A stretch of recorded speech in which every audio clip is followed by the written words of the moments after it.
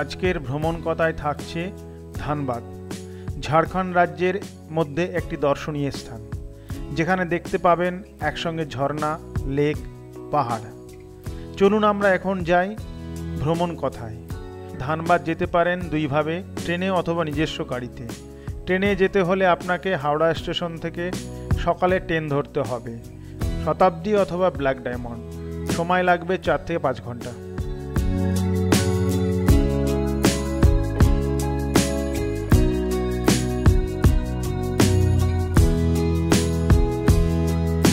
এখান থেকে সবুজটা আরও চোখে পড়ে, আরও যেন ঘন হয়ে এসেছে সবুজ।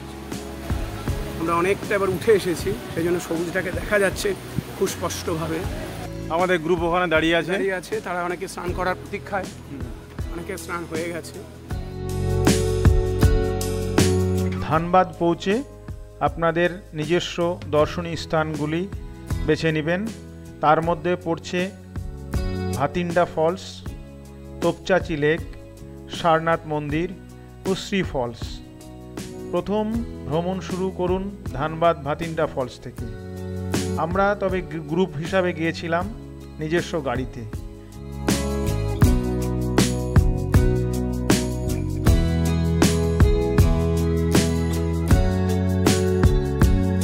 আর চারদিকে সবুজ রয়েছে, যদিও পাথর এখানে ন্যাড়া।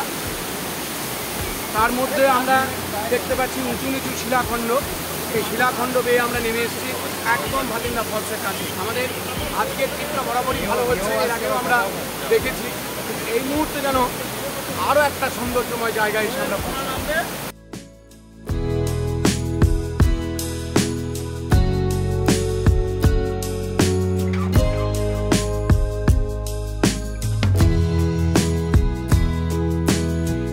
এই ভাতিন্ডা ফলস আপনাকে ভীষণভাবে আনন্দ দিবে।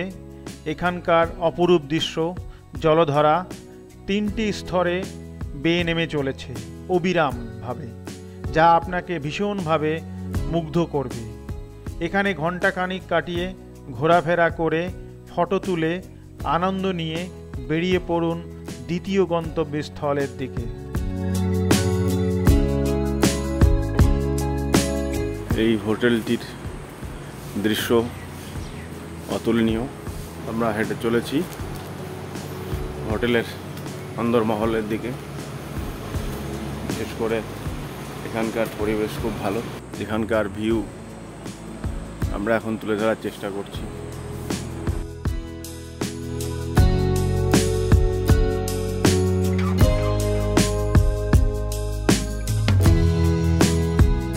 আজকে ডে হচ্ছে Rocky day, Rockies day, Rocky day.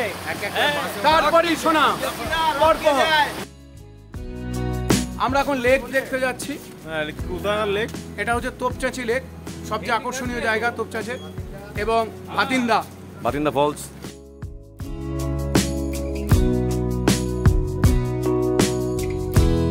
এই তোপচাঁচি লেকের দৃশ্য দেখে নিজেকে প্রকৃতির সঙ্গে এক করে নিতে পারবেন। এই লেকের পিছনের দিকের পাহাড়টি হলো সারনাথ পাহাড়। পরেশনাথ মন্দির এখান থেকে 10 কিলোমিটার পাহাড়ি পথে উঠতে হবে, তবে মন্দির পাওয়া যাবে।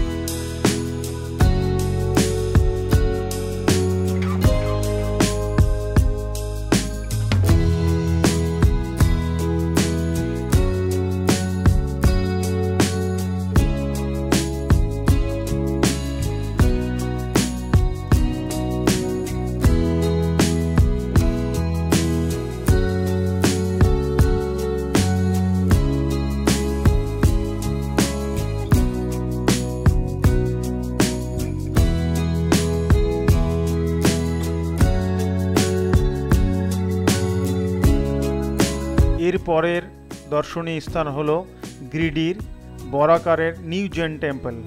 ধানবাদ থেকে উচ্ছ্রিত দূরত্ব প্রায় 60 কিলোমিটার। এই নিউ জৈন টেম্পল দেখতে ভীষণ সুন্দর, যা সাদা পাথরের তৈরি। ভিতরে প্রবেশ করে দেখতে থাকুন, দারুণ দেখতে, চারিদিক ঘুরে দেখতে লাগবে, খুব ভালো লাগবে আপনার। এরপর চলতে থাকুন উশ্রী ওয়াটারফলসের উদ্দেশ্যে।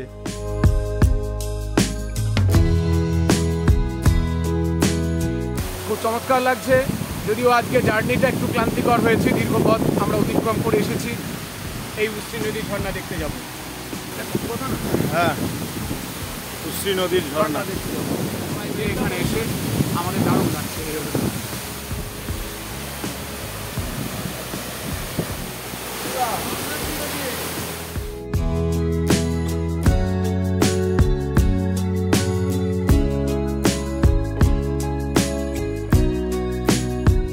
আমরা এখানে এসে পৌঁছালাম পরেশনাথ মন্দির।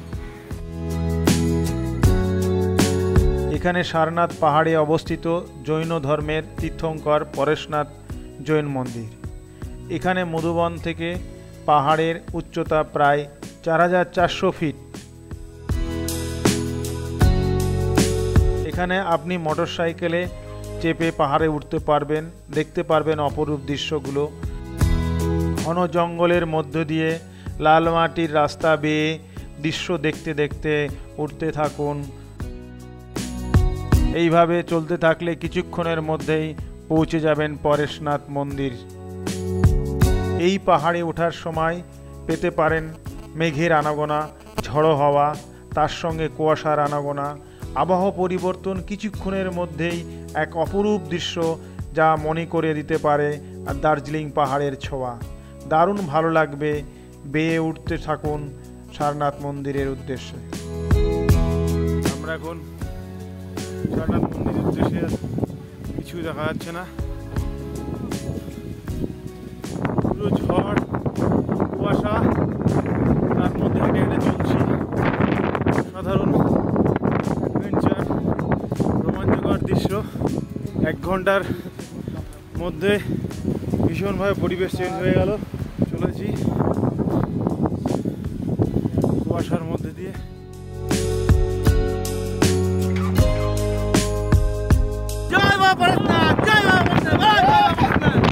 মেঘের মধ্যে শুধু চারিদিকে মেঘ আর মেঘ। 5400 মিটার উপরে আমরা আছি এখন। জয় বাবা পরেশনাথ, জয় বাবা পরেশনাথ।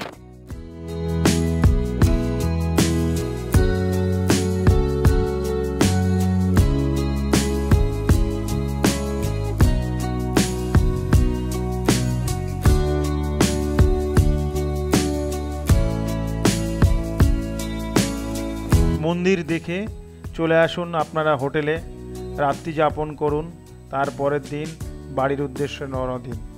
দর্শক বন্ধুরা, আপনাদের ভ্রমণ কথা কেমন লাগলো লাইক কমেন্ট করে আমাকে উদ্বুদ্ধ করতে সাহায্য করবেন। ধন্যবাদ।